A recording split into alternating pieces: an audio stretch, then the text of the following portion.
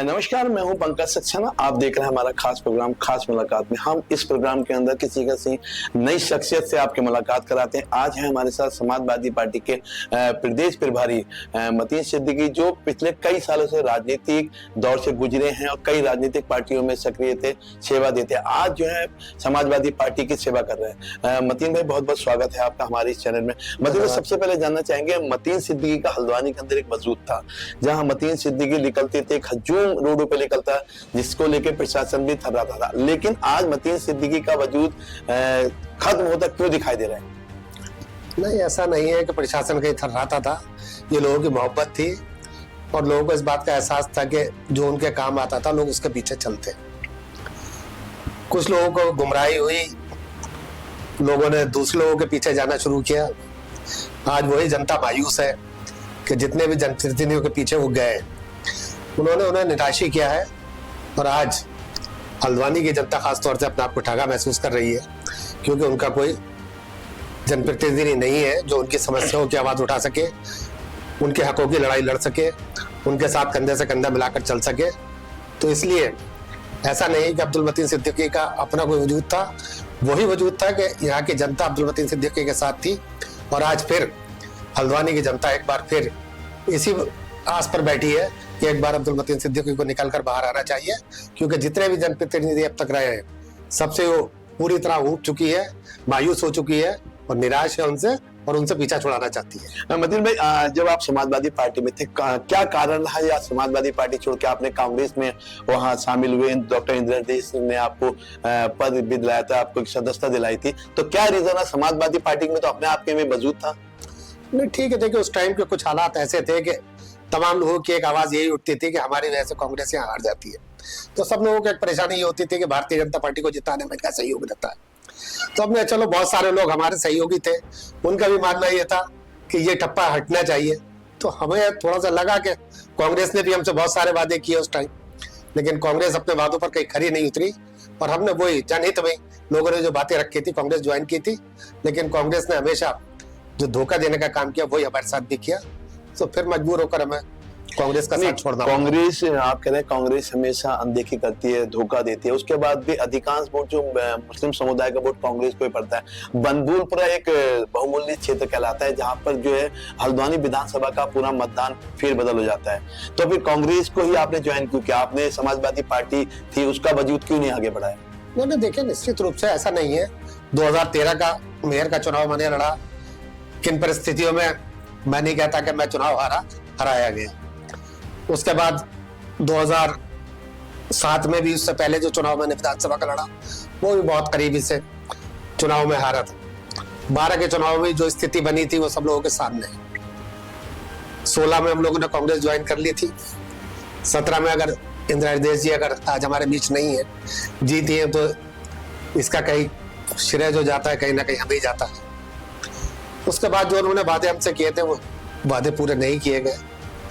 भाई, मुझे विधानसभा का भी वादा किया गया था और मेयर के चुनाव का भी, लेकिन दोनों में ही मुझे नजरअंदाज किया गया। तो मजबूरी थी और जनता के मांग थी कि हमें चुनाव लड़ना चाहिए। तो इसीलिए बिना लड़े, बिना संघर्ष करे आप कुछ नहीं कर सकते।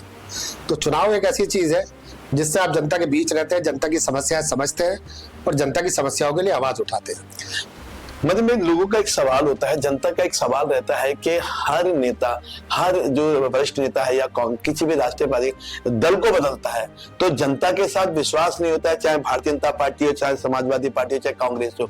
चुनाव के टाइम में जो है नेता अपने दल बदलते हैं, क्या वो अपने बचाव के कारण करते हैं या जनता के हितों के लिए पार्टी को बदलते हैं? नहीं, देखिए, अब सब जगह अलग अलग समस्या है। जो बड़े लेवल पर नेता है उनकी तो हर आदमी समझ सकता है क्या मजबूरी है, क्यों बदलते हैं दल वो। हमारे साथ ऐसा कुछ नहीं रहा कि ना तो कभी चुनाव जीते ना कभी हारे हैं।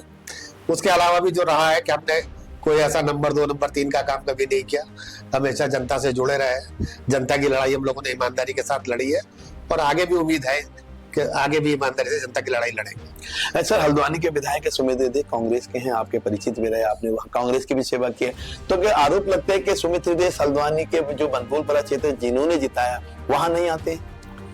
देखिए, आज सुमित हृदय को छोड़ दीजिए, मेरा तो मानना यही है कि जितने भी रहे हैं, चाहे उनकी माता जी श्रीमती इंदिरा हृदय जी रही हैं, आज सुमित हृदय भी है। इन्होंने सिर्फ वहां से वोट लेने का काम किया है, वहां के समस्याओं का हमेशा अनदेखा किया है। विकास के नाम पर आज तक कोई ईंट वहां नहीं लगी है। और जितनी भी समस्याएं हैं, मैं तो ये मानता हूं कि कांग्रेस की देन है, क्योंकि भारतीय जनता पार्टी एक ऐसी पार्टी है जिसे वहां के लोग ना तो वोट देते हैं, ना वहां के लोग पसंद करते हैं। तो उन्होंने हमेशा कांग्रेस को वोट दिया है या हमें वोट दिया है, और इन्होंने हमेशा उन्हें अनदेखा किया है।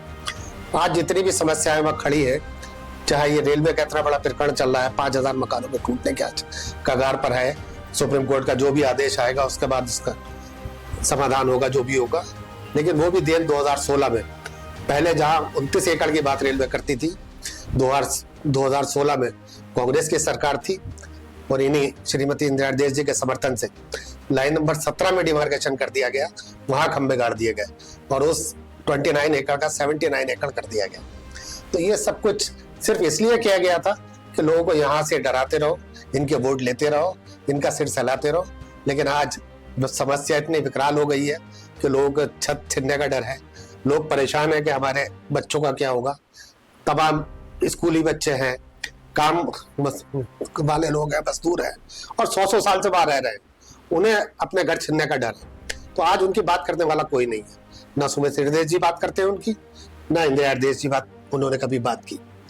और एग्जाम्पल सीधा सीधा भी है, भाई कहना नहीं चाहिए, घर किसी का भी नहीं उजाड़ना चाहिए। हमारी तो बात हुई है कि 140 लोगों को नोटिस जो भी दिया गया है रसकिया नाला या दूसरे नाले के नाम पर, तो सुमित हृदय की पूरी तरह से चीख निकल गई 140 मकानों में, और 5000 मकानों में उनकी कभी आवाज नहीं निकली कि वो यहाँ आकर पूछ लेते। उसके अलावा भी तमाम तरह की घटनाएं इस बनबुलपुरा में हुई है, लेकिन वो हर मामले में नदारत रहे, या तो वो दिल्ली कहा उन्होंने बैठा हूँ, या अपने आप को उन्होंने घर में नजरबंद कर लिया।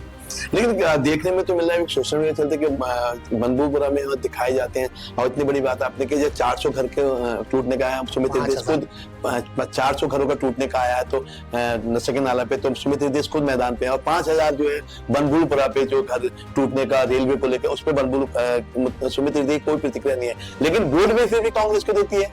नहीं, निश्चित रूप में देखिए, एक बात ये आती है ना कि अभी कोई प्रत्याशी ऐसा बीच में रहा ही नहीं।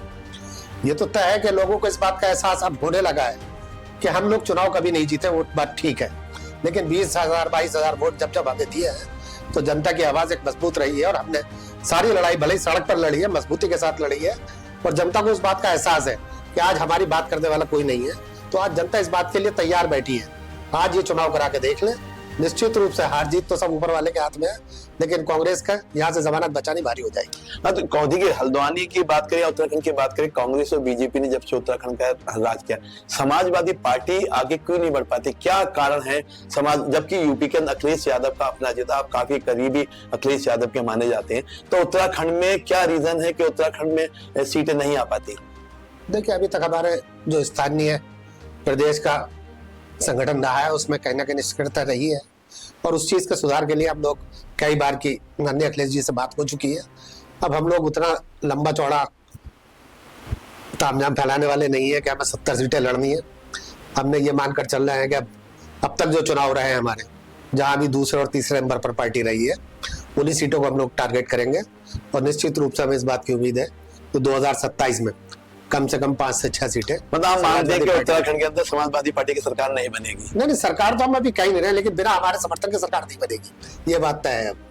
मतलब ऐसा कोई वजूद नहीं है कि जैसे यूपी के अंदर समाजवादी पार्टी बनती है सरकार, तो उत्तराखंड में 70 सीटों पे नहीं, उनको आपको निश्चित है, समाजवादी पार्टी को निश्चित है कि 70 की सीटें हम जीत नहीं निकाल पाएंगे। कोई वजूद समाजवादी पार्टी का बीजेपी और कांग्रेस के आगे नहीं है। नहीं, तो बिल्कुल सही बात है। हम हवाई बातें करना भी नहीं चाहते कि हम 70 सीटें लड़ाएंगे और उसमें हम कह दें कि 35 सीटें जीत रहे हैं। हम लोग नहीं है उस स्थिति में, लेकिन ये बात तय है कि जितनी भी सीटें हम लाएंगे जीतेंगे। यहाँ बिना हमारे समर्थन के कोई सरकार यहाँ नहीं बनेगी, और निश्चित रूप से जब एक बार सदन में बैठेंगे लोग, उन क्षेत्रों के काम होंगे, तो लोग निश्चित रूप से हमारे साथ जुड़ेंगे, और आगे जो उसके बाद चुनाव होगा तो उसमें कोई बड़ी बात नहीं कि समाजवादी पार्टी की सरकार आए। मतीन में बनबुलपुरा एक क्षेत्र, अलग क्षेत्र माना जाता है, जिसमें लोग कहते हैं कि मूलभूत सुविधाएं वहां पे नहीं दी जाती।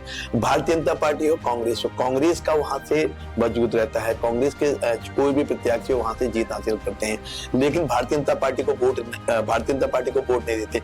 लेकिन जितनी योजनाएं, क्या योजनाएं सरकार जो होती है, चाहे भारतीय जनता पार्टी की हो चाहे कांग्रेस की हो, वो हर आदमी, आम आदमी की पार्टी सरकार कहलाती है, पर्टिकुलर किसी जाति धर्म की सरकार नहीं होती। अभी भारतीय जनता पार्टी की केंद्र में सरकार है, तो क्या ऐसी कोई मूलभूत सुविधाएं बनपुरपुरा क्षेत्र में भारतीय जनता पार्टी द्वारा नहीं की जाती? देखिए, बात वही आती है, फिर इन सारी योजनाओं को लाने का काम जो होता है क्षेत्रीय विधायक का होता है, और जब क्षेत्रीय विधायक उस क्षेत्र की अनदेखी करेगा तो योजनाएं कहाँ से आएगी?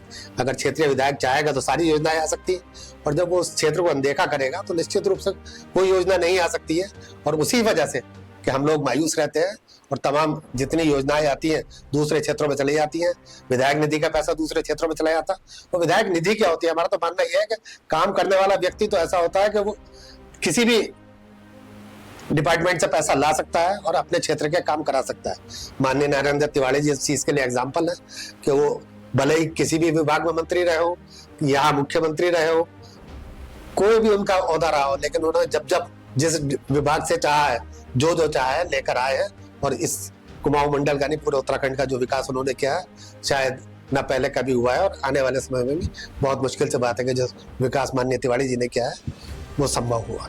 देखिए, लोहा पुरुष मानते थे एनडी तिवारी को, और शुटकुल भी उनकी देन है, लेकिन शुटकुल के अंदर भी आप कह रहे हैं कि एनडी तिवारी ने बनवाया था, लेकिन 90% तो वहाँ शुटकुल के अंदर बाहर के लोग हैं, स्थानीय लोगों को रोजगार ही नहीं है वहाँ पे।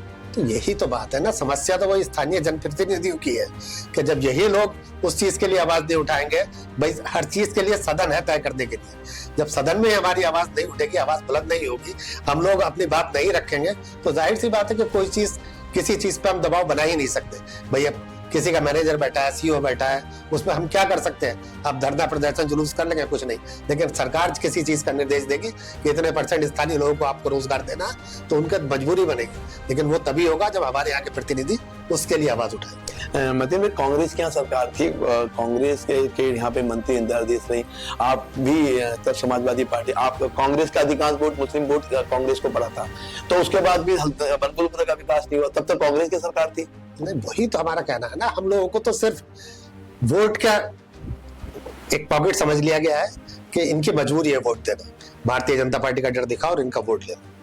लेकिन अब लोग यहाँ समझ चुके हैं कि हमारे लिए कांग्रेस और भारतीय जनता पार्टी दोनों बराबर है, इसलिए वो अपना जनप्रतिनिधि चुनना चाहते हैं, हारे जीते जैसा भी हो, लेकिन उनके साथ खड़े होने वाला चाहिए, उनके दुख दर्द में उनके साथ खड़ा रहे, उनकी आवाज बुलंद कर सके, उनके लिए लड़ सके। तो आज इस बात तय है कि कांग्रेस का इस बार यहाँ से सफाया होने वाला है। मतलब आपने एक सवाल रखा था कि मुसलमान वोट भारतीय जनता पार्टी को नहीं पड़ता, लेकिन अधिकांश मंत्री हैं या विधायक हैं या फिर कुछ भारतीय जनता पार्टी के पदों पर भी है, मुस्लिम समुदाय के लोग भी, आपके अल्पसंख्यक आयोग के जो दर्जा राज्य मंत्री मदन नईम नवाब, वो भी मुस्लिम से हैं और क्या कहते हैं दर्जा मंत्री, क्या वो विकास के नाम पे पार्टी से बात नहीं करते? नहीं, देखिए, उनके लगे ये कुछ चीजें ऐसी हैं कि जो माइनॉरिटी को दी जानी है। अब अल्पसंख्यक विभाग है, जाहिर सी बात है कि पंकज सक्सेना को तो मिलेगा नहीं, अल्पसंख्यक वाले को मिलेगा जिससे मिलेगा, या मदरसा बोर्ड है या हज कमेटी है, लेकिन उसका एक मतलब में उसका एक दायित्व तो होता है, अब अपनी बातें तो सरकार से नहीं करते। बात है ना, बात वही आ रही है, हम वही कह रहे हैं ना कि जनप्रतिनिधियों की कमी है। जहाँ तो कांग्रेस की कमी है तो वही जनप्रतिनिधि किसी भी पार्टी से है वो XYZ, उसमें तो है। हम लोगों ने वही है कि हम लोग अगर सड़क से लड़ाई लड़ते हैं तो उसकी एक आवाज उठती थी कि भाई ठीक है, हमने जिला अधिकारी को ज्ञापन दिया, संबोधित मुख्यमंत्री को दिया, राष्ट्रपति को दिया, प्रधानमंत्री को दिया, तो एक आवाज उठती थी, वो बात चर्चा में आती थी, वो नेशनल मीडिया में बात जाती थी, तो कहीं ना कहीं उसका संज्ञान लिया जाता था और उस समस्या का समाधान कुछ ना कुछ निकलता था, बात चर्चा में आती थी। लेकिन आज जब बातें चर्चा में नहीं आएगी, किसी चीज का जिक्र ही नहीं होगा, तो फिर उसका समाधान कहाँ से होगा? मतलब में भारतीय जनता पार्टी मीडिया के नाम पे लोग कहते हैं गोदी मीडिया। एक सवाल था यहाँ पे, आप ही बनपुरपुरा के एक नेता थे और ललित जोशी, उन्होंने साफ तौर से कहा था कि जो मीडिया होती है मोदी मीडिया नहीं गोदी मीडिया कहलाती है, कि मोदी जी के नाम पे मीडिया जो है भारतीय जनता पार्टी जो मीडिया के नाम पे सर्वे करती है। तो क्या ऐसा लगता है कि मीडिया को सहारा बनाती है भारतीय जनता पार्टी? देखिए, ये तो अब भारतीय जनता पार्टी को क्या कहें, बहुत सारी सरकारों का यही रवैया रहा है, लेकिन सबसे ज्यादा बधाई के पात्र आज के सोशल मीडिया है। तो बहुत सारी चीजें जो छुपाई भी जाती है वो छुप नहीं पाती है, सोशल मीडिया के माध्यम से सारी चीजें, जैसे आज आपके साथ हम बैठे हैं, बहुत सारी बातें जनता के बीच जाएंगी जो वैसे नहीं पहुंच पाती है। तो मैं सबसे ज्यादा आभार तो सोशल मीडिया करना चाहता हूँ।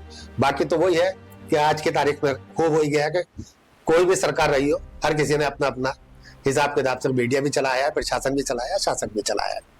मतलब भाई बंदूकपुरा के अंदर क्या मूलभूत सुविधा है, क्या आप चाहते हैं, क्या मांग करते हैं? और आप प्रतिनिधि वहां के हैं, जनता के बीच भी जाते हैं, लोगों से मिलते हैं। आपका हिंदू हो, चाहे मुसलमान हो, चाहे सिख हो, चाहे ईसाई, सभी धर्मों में एक समान आपका मेल झोल रहता है। तो क्या मूलभूत सुविधाएं हैं जो वंचित रह जा रहा है बंदूकपुरा? नहीं, बंदूकपुरा तो देखिए सबसे बड़ी बात तो वही है कि जो लोग सैकड़ों साल से वहां रह रहे हैं, आप रेलवे के नाम पर इतना बड़ा प्रकरण चल रहा है, 100 साल से लोग वहां रह रहे हैं। तो एक तरफ तो आप कहते हैं कि लोगों को हर 2022 तक और 20 तक पक्का मकान देने की बात कर रहे थे, तो एक तरफ जहाँ पक्के मकान है लोगों को उनको तोड़ने की बात हो रही है। तो हमारा तो वही है कि लोगों को मकान आप बसाने की बात कर रहे हैं, या तो आप इन्हें कहीं बसाने की पहले बात करें, उसके बाद तोड़ने की बात करें। तो सबसे बड़ी समस्या तो छत बचाने की है हमारे लिए। उसके अलावा समस्याओं का तो अंबार है। इतने बड़े क्षेत्र में ना कोई अस्पताल है, ना कोई बच्चों का खेल का मैदान है। एक लड़कियों के डिग्री कॉलेज के लिए एक जमाने से डिमांड उठ रही है। स्कूलों की स्थिति दयनीय है, उसमें भी अभी अतिक्रमण के नाम पर रेलवे वाले पे अधिकांश स्कूल उसी के लपेटे में आ रहे हैं। तो बहुत सारी समस्याओं का तो वहाँ अंबार है, ढेर है।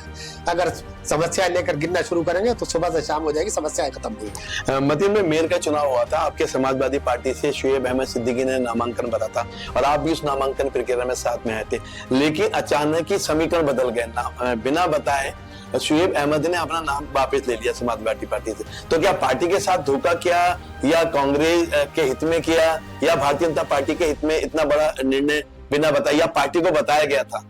नहीं, देखिए ये तो ईमानदारी की बात है कि पार्टी के साथ तो बहुत बड़ा धोखा किया उन्होंने, पार्टी को कुछ नहीं बताया। बाकी जो भी है किसके हित में किया, इसका जवाब शुएब अहमद खुद दे सकते हैं। अब 2027 का चुनाव आ रहा है, इसमें अब 2027 में जो है क्या मतीन सिद्दीकी अपनी दावेदारी पेश करेंगे या लड़ाएंगे, या जो क्या जनता की क्या मांग है? बंदूकपुरा क्षेत्र की अगर बात करते हैं तो जनता क्या कहती है आपसे? नहीं, बिल्कुल देखिए, हम तो जनता की डिमांड पर ही है। हमें कहीं दावेदारी नहीं करनी, कुछ नहीं करनी। ये तो सबको पता है कि समाजवादी पार्टी में किस हैसियत में है, टिकट की कहीं दावेदारी ऐसी नहीं करनी। लेकिन ये तय है, जनता अगर चाहेगी कि अब्दुल मतीन सिद्दीकी चुनाव लड़े और उसी जोश और खरोश के साथ 2013 और 2007 वाले के साथ लड़ाएगी, तो निश्चित रूप से अब्दुल मतीन सिद्दीकी मैदान में होंगे। और इस बात की उम्मीद है कि जितने लोग त्रस्त हो चुके हैं, जो पीडीए का अखिलेश यादव लेकर चल रहे हैं, और यहाँ भी हमें इस बात की उम्मीद है क्योंकि दलित पिछड़े जो आज हम सारी स्थिति देख रहे हैं कि क्षेत्रवाद और भाषावाद में उत्तराखंड हमारा बढ़ता जा रहा है, तो हमें इस बात की उम्मीद है कि उसी प्यार मोहब्बत के साथ लोग चुनाव लड़ाएंगे। तो 2027 में आप लोगों की दुआ से हम जरूर यहाँ के विधायक होंगे। क्या सुविधाएं रहेंगी, क्या आप अगर जीतते हैं बात करते हैं तो क्या, मैंने आपसे पहले भी पूछा, मूलभूत सुविधाएं आपने बताया रेलवे का है, स्कूल नहीं है, डिग्री कॉलेज की मांग थी, इसके अलावा और भी है, शिक्षा है, पलायन है। पलायन का आप पहाड़ की बात करते हैं, कांग्रेस हो चाहे बीजेपी हो, पलायन वहां नहीं रुक पाता है।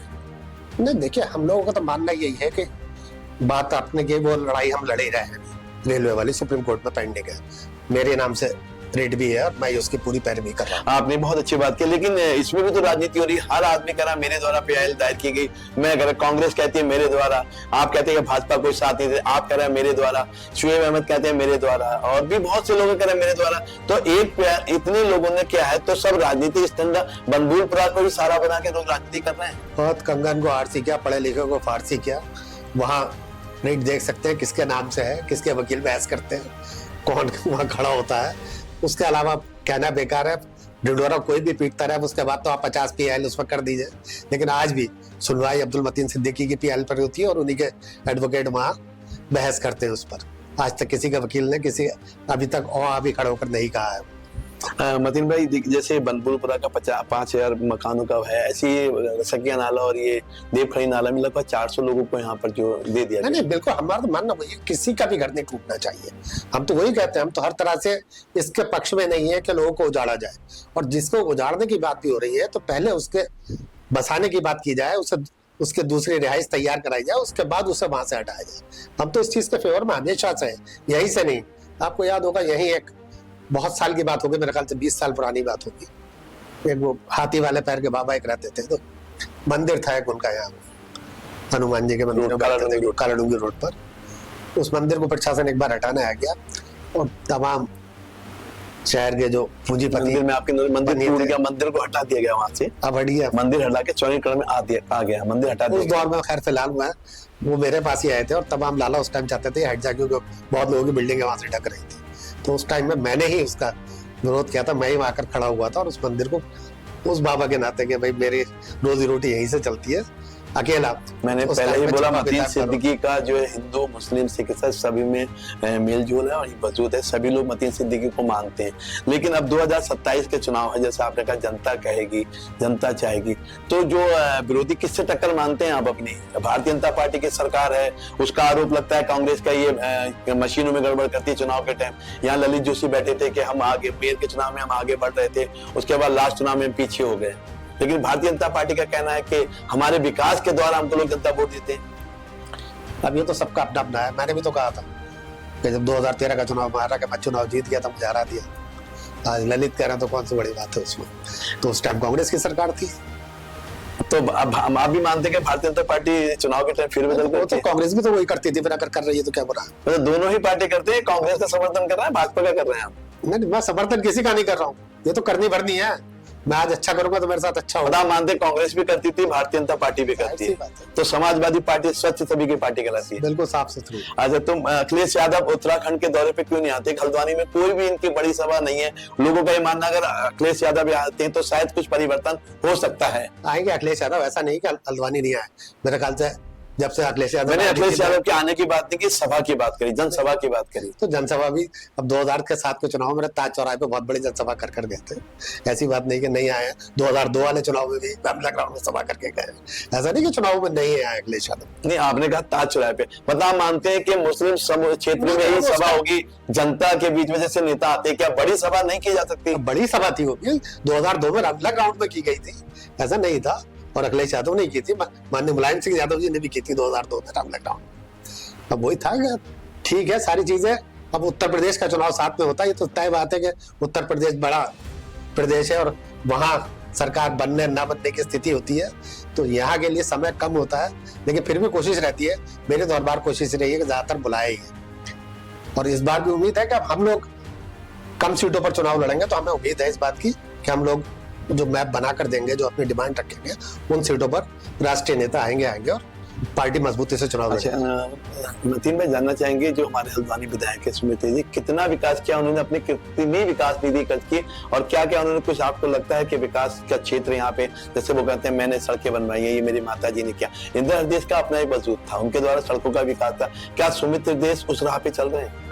नहीं, देखिए माता जी का नाम लेना उनके लिए ठीक है, माता जी ने जो भी उनके क्षेत्र में विकास किए है और माननीय नारायण दत्त तिवारी जी के समय में हुए, उसके बाद उनसे भी वो विकास नहीं हुए जो तिवारी जी के टाइम पर हो गए थे। सुमित हृदय जी मेरे ख्याल से नहीं बता सकते उन्होंने कहीं ईंट लगाई है विकास के नाम पर। अगर वो उसी काम को ढिंडोरा पीटते रहेंगे तो उसका कोई नतीजा नहीं है। आज विधायक आप हैं, आप बताएं अपने काम को कि आपने क्या करा। सड़कों का भी वही है कि जहाँ मरम्मत सड़कों की करा दे रहा हो तो वो काम में काम नहीं होता है और इसे विकास भी नहीं मानते। विकास वही है कि बच्चों के भविष्य के लिए आप क्या कर रहे हैं, उनकी शिक्षा के लिए क्या कर रहे हैं, स्वास्थ्य के लिए क्या कर रहे हैं, लोगों के रोजगार के लिए क्या कर रहा है, वो विकास है। सड़कों का जाल बिछाना या सड़कों की मरम्मत कराना या नालियां साफ कराना ये कोई विकास नहीं है। आपने एक बात कही थी कि भारतीय जनता पार्टी को मुस्लिम वोट नहीं देता। देखिए ट्रिपल इंजन की सरकार है, केंद्र में भाजपा की सरकार है, राज्य में भाजपा की सरकार है, नगर निगम खुद मेयर जो है गजराज बिस्ती वो भाजपा के हैं, तो क्या आता है ऐसे बनपुरा का विकास हो पाएगा? नहीं, बिल्कुल ऐसा नहीं है कि वैसे तो भाई जो बन गया एक बार, नहीं वोट तो सारी बात है कि नहीं देते, बात सही है। लेकिन जो आदमी बन गया है, चाहे मेयर बना, विधायक बना, मुख्यमंत्री बना, प्रधानमंत्री बना, वो सबका होता है। फिर उसके बाद किसी दल का नहीं रहता, वो उस कुर्सी का होता है, वो उस क्षेत्र का पूरा मालिक होता है, उसके लिए सब बराबर है। तो इसलिए ये उन लोगों को सोचना चाहिए कि सारे क्षेत्रों में बराबर से विकास होना चाहिए।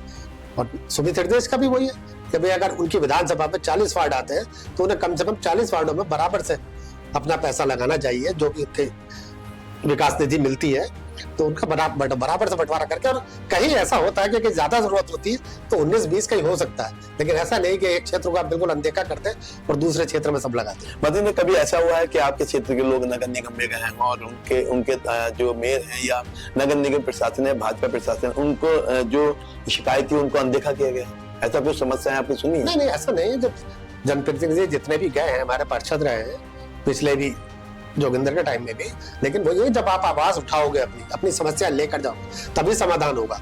खुद ब खुद आके कोई नहीं करेगा। तो उस दौर में ऐसा नहीं कि लोग सीवर लाइन भी पड़ी है, पाइप लाइन भी पड़ी है, सारी चीजें, ऐसा नहीं। लोगों के काम भी हुए हैं, नालियों की सफाई भी हुई है, सफाई कर्मचारी भी बढ़े हैं, ऐसा नहीं कि नहीं हुआ है।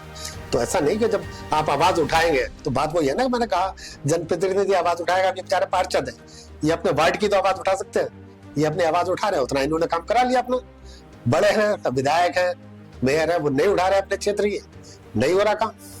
आपने एक बात कही कि अब जनता जाग चुकी है, जनता मतीन सिद्दीकी को प्यार करती है। आपने मेयर का चुनाव भी लड़ा, विधानसभा का चुनाव, तो जनता ने क्यों नकारा था आपको?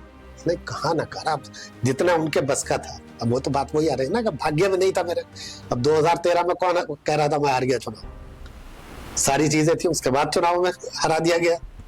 2007 वाले चुनाव में देख लीजिए कितने करीब से मैं चुनाव हारा हूं। तो ये नहीं, तो हार जीत तो सब ऊपर वाले के हाथ में, लेकिन ऊपर वाले की दया ये रही है कि जिस तरह से लोगों के लिए संघर्ष किया है, जीतने वाले भी नहीं करते और विपक्ष वाले भी नहीं करते। तो लोगों को वही चाहिए एक बार, तो उसी तरह का संघर्ष लोग चाहते हैं। अब ठीक है, हम भी चाह रहे हैं कि एक बार जिंदगी के आखिरी पड़ाव में 65 साल उम्र हो रही है, लेकिन एक बार आने वाली नस्लों के लिए एक बार यहाँ से वही जोश भर दें कि लोग कम से कम अपनी आवाज को बुलंद कर सके, अपने हक की लड़ाई लड़ सके, अपने जो समस्याएं उन्हें उठा सके। तो हम यही चाहते हैं कि एक बार। मतीन भाई, आपने कहा कि लोगों की समस्या, लोगों का कहना तो है कि मतीन सिद्दीकी अपने फायदे के लिए दल बदलते हैं। एक बार हमने तो एक बार नहीं कर सकते, हजारों बार मन से इस बात को कह दिया कि एक फायदा हमें बता दें कि हमने किसी पार्टी से ये फायदा लिया है, 1 रुपए का भी। अब मुसलमान आदमी, हम तो हर बार यही कहते हैं कि मस्जिद में चल के या तो कहने वाला कसम खा ले या हमसे खिलवा ले, इतना ही कर सकते हैं। 1 रुपया कहीं से साबित कर दे, बाकी तो बात बहुत दूर की होती। लाख, 2 लाख, 5 लाख, 10 लाख, 20 लाख, 50 लाख, हम तो कहते हैं 1 रुपया कहीं साबित कर दे किसी बात पे कि इस बात पे करा है, जो चोर की सजा वो हमारी सजा। मतीन भाई, मैं तो दुआ करूंगा जैसे मतीन सिद्दीकी का पहले वजूद था, वजूद आगे फिर से आए, तो उस वजूद को जोड़ने के लिए आप कैसे लोगों से संपर्क कर रहे हैं, कैसे लोगों के घर जा रहे हैं, लोग आपके आके मिल रहे हैं? नहीं, देखिए, जनसंपर्क तो हमारा एक जमाने से वैसे ही रहा है, सीधा सीधा, क्योंकि हर कभी आदमी ये नहीं कह सकता कि सुख दुख में तो हर किसी के साथ खड़े हैं हमेशा, और वही हमारा रहा है। क्योंकि पार्टी का संगठन हमारा नहीं रहा, इसमें कहने में मुझे कोई संकोच नहीं, क्योंकि जो भी जितना भी चुनाव होता था हमारा भावात्मक होता था, लोगों के प्यार मोहब्बत में, लोग जज्बात में निकल कर आते थे, और कभी हमने कभी संगठन वाकई में हमारा संगठन मजबूत नहीं रहा। और अब कोशिश ये भी कर रहे हैं कि संगठन भी मजबूत करेंगे हम लोग, और लोगों के जज्बात भी हमारे साथ होंगे, तो निश्चित रूप से इस बार रिजल्ट कुछ और आएगा। मतीन भाई, भारतीय जनता पार्टी का हल्द्वानी के अंदर आप प्रभारी हैं, लेकिन कार्यकारिणी यहाँ पर दिखाई नहीं देती। एक मतीन सिद्दीकी समाजवादी पार्टी के नाम पे दिखाई देते हैं, बाकी जो और नेता हैं, चाहे नगर के हों, चाहे जिले के हों, चाहे, तो यहाँ पे भारतीय जनता पार्टी हल्द्वानी में एक मतीन सिद्दीकी का नाम समाजवादी पार्टी के नाम पे जोड़ा जाता है। जैसे और पार्टियां, कांग्रेस और भाजपा, इनकी पर्टिकुलर पार्टियां एक दल चलता है, लेकिन समाजवादी के नाम पे केवल मतीन सिद्दीकी का नाम क्यों आता है? नहीं, ऐसा नहीं है। देखिए, मैंने बताया कि प्रदेश की कार्यकारिणी की हमारा निष्क्रियता रही है, जिसकी वजह से नुकसान हुआ है, और इधर करीब अब 6 महीने से पार्टी का संगठन बन गए। अभी नया प्रदेश अध्यक्ष भी कोई नहीं बनाया, और अब जो भी बनेगा बहुत सोच समझ कर हम लोग इसी बात पर लगे हैं कि किसी अच्छे व्यक्ति को बनाएंगे और जो संघर्षशील होगा उसी को आगे लाएंगे, और निश्चित रूप से पार्टी मजबूती के साथ खड़ी होगी। और ये आपने जो बात कही, मेरे लिए बहुत बड़ी बात है कि कम से कम लोग अब्दुल मतीन सिद्दीकी को जानते हैं। संगठन तो और पार्टियों का भी है, लेकिन इतनी जल्दी लोग, समाजवादी पार्टी ही नाम अभी मतीन सिद्दीकी का है। नहीं, तो वही है, ये तो आप लोगों की दुआ है कि भाई अब्दुल रऊफ सिद्दीकी के टाइम से ही, जब तक भाई अब्दुल रऊफ सिद्दीकी थे तो उनके नाम से पार्टी जानी थी, और उसके बाद से जब सबने संभाली है तो आज आप लोगों की दुआ है कि लोग इसी नाम से पार्टी को पहचानते हैं। तो ये थे हमारे साथ मतीन सिद्दीकी, उत्तराखंड के प्रधान। साफ तौर से कहा 2027 में जो है वो चुनाव लड़ेंगे, और जितनी बनबुलपुरा की समस्या है वो उसको पूरा करने को साफ कहा कि भारतीय जनता पार्टी हो चाहे कांग्रेस हो, केवल वोट के लिए जो है मुस्लिम वोटरों का यूज करती है। और साफ तौर से कहा कि भारतीय जनता पार्टी को तो वोट नहीं देती, लेकिन कांग्रेस भी केवल जो उनका उपयोग करती है, मुस्लिम समुदाय के लोगों का उपयोग करती है, और केवल वोट के नाम पे उनको छलावा देती है। अब अगले हफ्ते किसी नई शख्सियत के साथ मुलाकात होगी। नमस्कार।